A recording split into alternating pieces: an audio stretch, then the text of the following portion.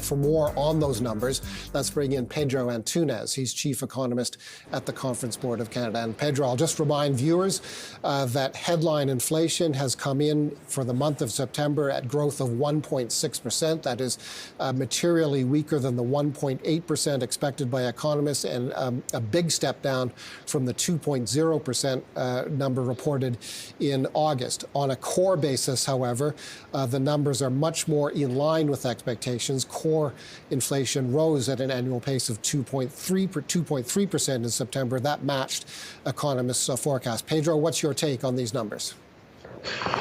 Well, obviously, this is good news for households, because the top line inflation number really is what is affecting our purchasing power. So to see that come down well below that 2% mark, that's good news for households and essentially, their ability to keep spending.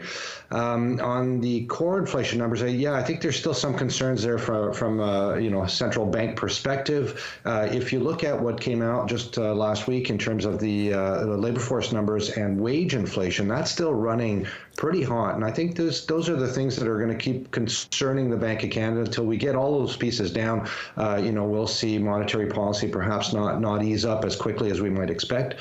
But on the whole, this is good news for households. So when we're looking at, mortgages, we know that looming, mortgage reset date in 2025, 2026, and that would lead essentially to, higher housing shelter prices and then, higher rent prices. So do you think it's too soon to do that victory dance in terms of, we've beat inflation? Do you think that inflation is set to rise, as we see like that stubborn shelter inflation possibly tick upwards? Well, I mean, there's two pieces there. Obviously, as interest rates come down, we may see, essentially as like what happened in July of 2023, when, there was some sense that the Bank of Canada would hold off on further hikes, and we saw real estate markets take off. I don't think we're going to see a repeat of that as interest rates come down right now, because the conditions seemingly are quite weak. Affordability is still strained, and just in general, economic conditions have really flattened out. But on your point around interest rates continuing to drive, as people essentially have not turned over all of their mortgages and all of the debt that they took on, especially in 2021, 2022, you're absolutely right. I think that's going to continue to add strain to that essentially that underlying pressure on inflation. And we continue to see that. We saw that last month. I haven't seen the details on the numbers here for September, but I'm sure that, interest costs are that piece that continues to drive inflation upwards. Pedro, how should we understand this dynamic where wage growth remains well above the rate of inflation, and how would the Bank of Canada look at wage growth, which is most recently came in at, I believe, 4.6% in the month of September, in an environment where, at least on a headline basis, its battle against inflation looks like it's won? Yeah, I think there's essentially some good news there, in the sense that I think a lot of this wage inflation is really a lot of wage negotiations catching up with that inflation that we had over the last 2 years. And hopefully, as we look ahead, especially when we look at inflation expectations, those things will settle. In other words, people now are expecting, especially with the news we got today, that inflation will come down, and thus, these negotiations that are happening among employers and employees will settle in at something that's more in line with a 2% inflation target. But you're right. I think there's still some concern here from the Bank of Canada, and I suspect that they'll be anxious to see those wage pressures starting to align more closely with that 2% target. But overall, I think it is a catching up that we're still seeing in the numbers there.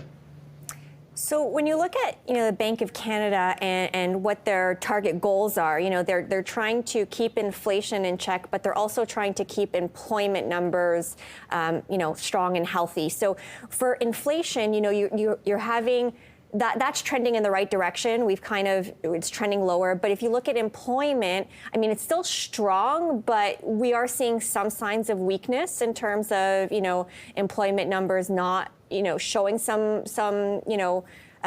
weakness in terms of employment numbers not being as strong. So how would you see the Bank of Canada balancing those two goals? Like, which will take precedent, or which one do you think will be in the focus, going forward?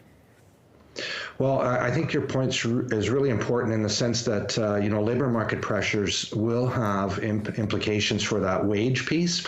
And let's not kid ourselves, really, when the Bank of Canada is looking at overall inflation, they can't really control prices of imported goods. They have obviously some control over, as we just discussed, rent or housing prices because of their impact on interest rates. But really, it's wages and that wage settlements piece that really affects domestic inflationary pressure. So the bank will be focused on that. The bank doesn't really concern itself too much with an employment target. It is more concerned really about what's happening with inflation, but the two are obviously tied.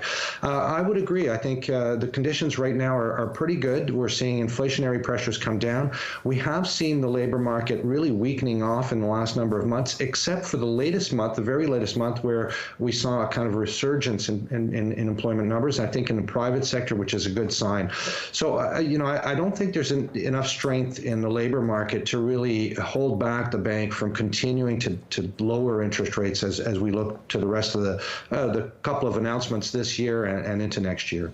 We're speaking with Pedro Antunes. He's the chief economist at the Conference Board of Canada. Just minutes after new inflation numbers came in, the headline number 1.6% is the annual pace of inflation, headline inflation in September. That's the first time since February of 2021 that the headline pace of inflation has run at below the Bank of Canada's 2% target. It's also the 9th consecutive month of headline inflation running within the target range of the Bank of Canada. Pedro, how likely is a 50 basis point rate cut from the Bank of Canada? Well, I think we're likely to see 50 basis point between now and the end of the year. So there's two more announcements. It's possible that the bank acts more aggressively and lowers rates more quickly. I think what's important really is, where is the bank going to settle? We're looking at the bank. Well, essentially the bank having increased rates from essentially 0 to 5 percentage points. On the way back down, the bank is telling us that the neutral rate is around 250, 275. So that's, we're not far from that already. Not a lot more room to maneuver there. And I think that's the more important piece as we think about the cost of financing, going forward beyond middle of next year. But it's entirely possible that, given conditions that we see, a 50 basis point decline, our expectation though is for 25 basis points declines in the next two announcements.